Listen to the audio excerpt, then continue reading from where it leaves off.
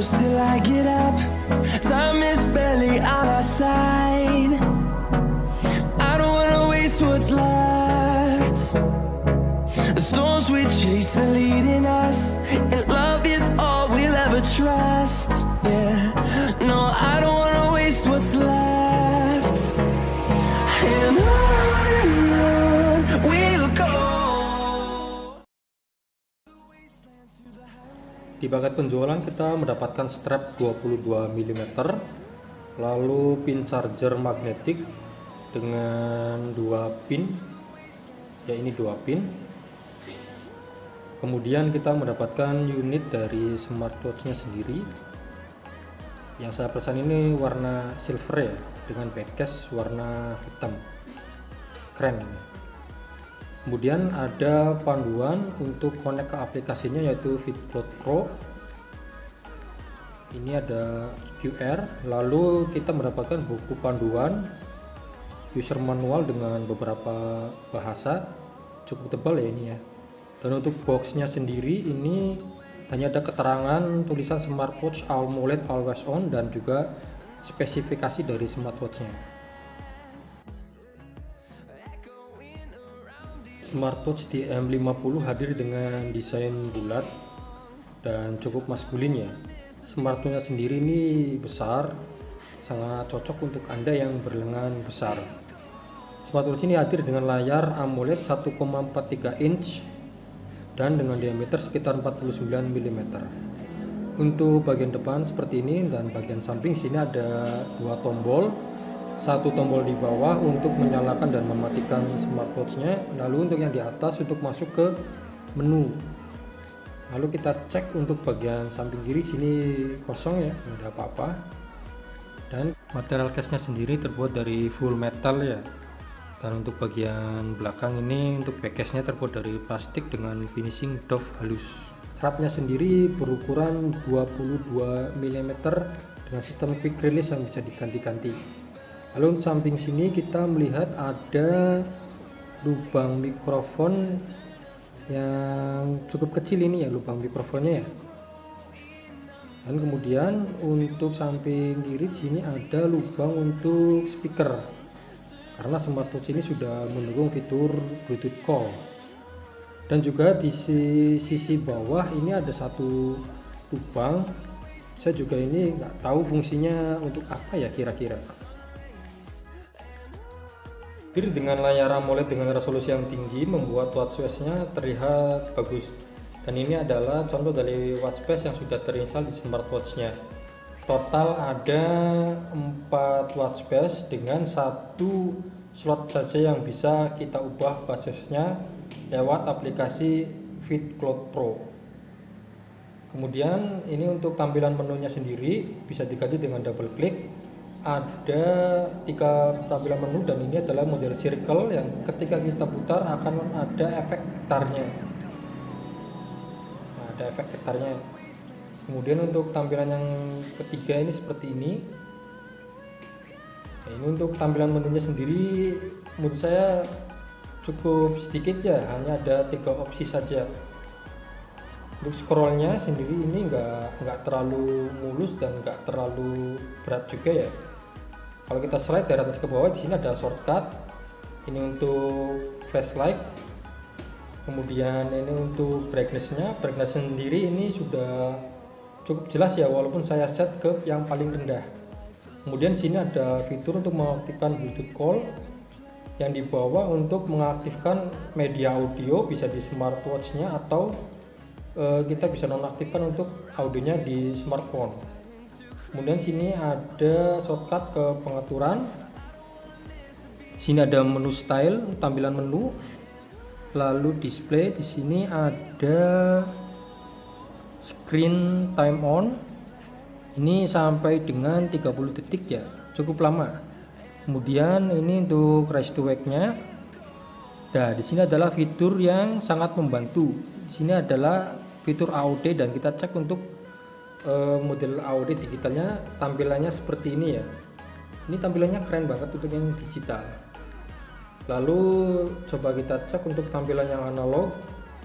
Nah, tampilan analognya sendiri ini sangat simpel sekali ya. Ini ada efek getar, lalu kemudian pilihan bahasa ada banyak, hanya saja untuk bahasa Indonesia belum ada ya.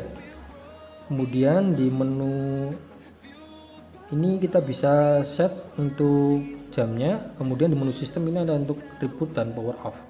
Dari tampilan depan slide ke kanan ke kiri kita mendapatkan shortcut ke ini catatan data dari workout, lalu shortcut untuk ke heart rate, ini ada cuaca, kemudian player musik, dan ini mode sportnya ya. Untuk mode workoutnya ada 19 mode workout.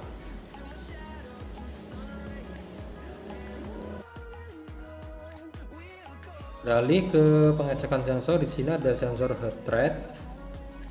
Kita cek untuk sensornya di bagian belakang, ini warnanya hijau ya. Lalu kita coba untuk pengukuran di benda mati. Ya, sensornya ini nggak mau ngebaca ya, angkanya nggak mau muncul. Di sini juga ada peringatan. Ini berarti sensornya bukan gimmick. Dan ini adalah ketika kita cek di pergelangan tangan.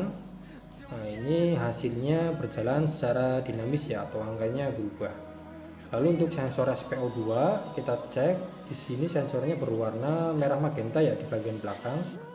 Kita cek juga untuk pengukuran ke benda mati. Nah, sensornya juga nggak mau ngebaca ya.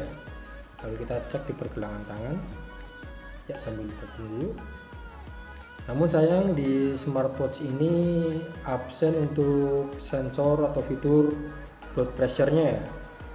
Dari semua smartwatch jangan pernah dijadikan untuk acuan kesehatan ya, ini hanya untuk referensi saja.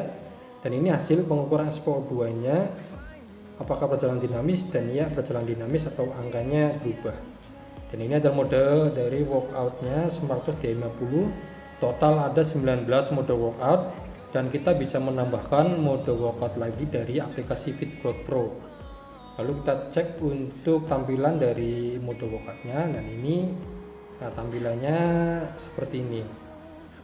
Kalau kita slide, ada pilihan untuk kembali dan menghentikan dari mode workoutnya tersebut. Ini adalah aplikasi FitBlood Pro yang terhubung dengan smartwatch DM50. Kalau kita buka di tampilan awal, di sini ada data tentang catatan kesehatan.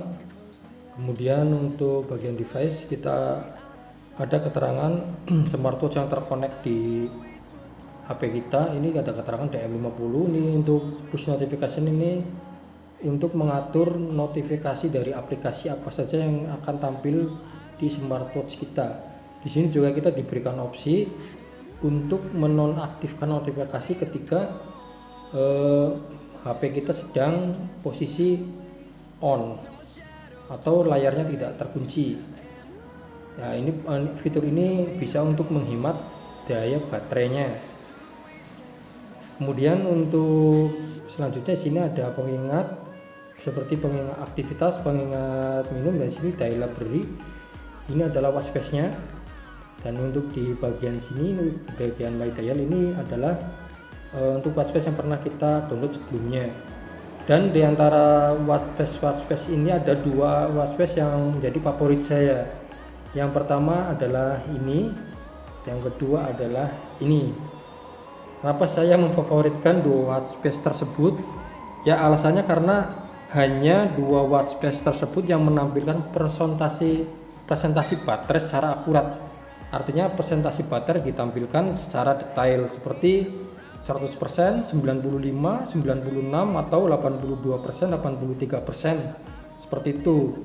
Tidak seperti kebanyakan watchface lain yang hanya menampilkan 10%, 20%, 30%, atau 50% saja. Untuk watchface ini, dua watchface yang saya sebutkan tadi itu bisa menampilkan detail secara rinci untuk kapasitas baterainya. Untuk watchface sendiri juga ini termasuk bagus menurut saya.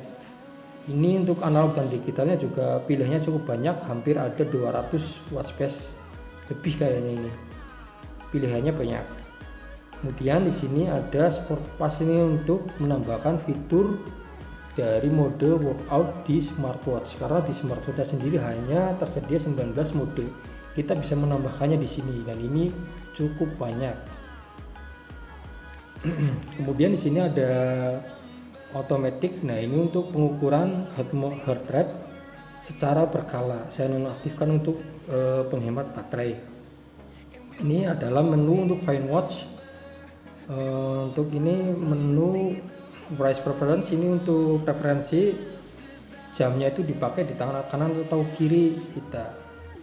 Kemudian ini ada untuk tombol shutter kamera, factory setting, dan ini untuk frekuensi kontak. Ini kita bisa menambahkan kontak ke smartwatch kita sampai dengan maksimal 10 kontak saja. Kemudian di bagian W di sini untuk connect smartwatch kita atau mensinkron data kesehatan dari smartwatch ke aplikasi seperti Google Fit. Dan ini menurut saya aplikasinya sudah cukup lengkap sesuai standar dari sebuah smartwatch standar minimal.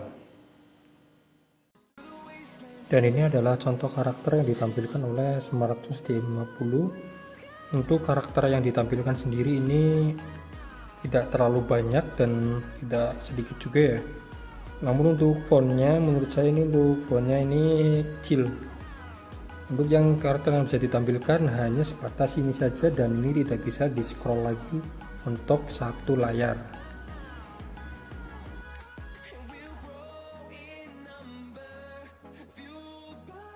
Dan baterai 400 mAh di smartwatch DM50 ini bukan hanya gimmick ya. Di 2 hari pengujian pertama dengan catatan kondisi Bluetooth call saya aktifkan, baterai berkurang 7-8% per hari. Lalu kemudian di 2 hari pengujian kedua, saya nonaktifkan fitur Bluetooth call, baterai berkurang 4 dengan 5% per hari. Dan ini mantap. By the way, ini strapnya saya ganti warna hitam dan cakep juga.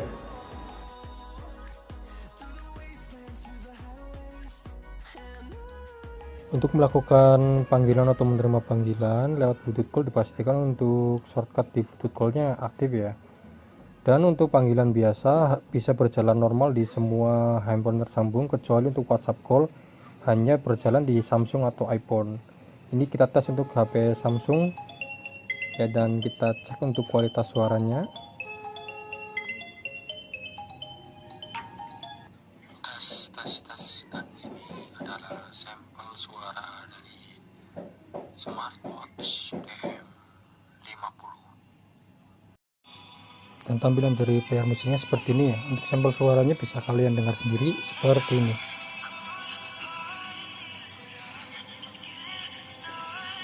Untuk suara yang keluar dari smartphone sendiri ini cukup jernih, namun untuk volumenya tidak terlalu keras ya.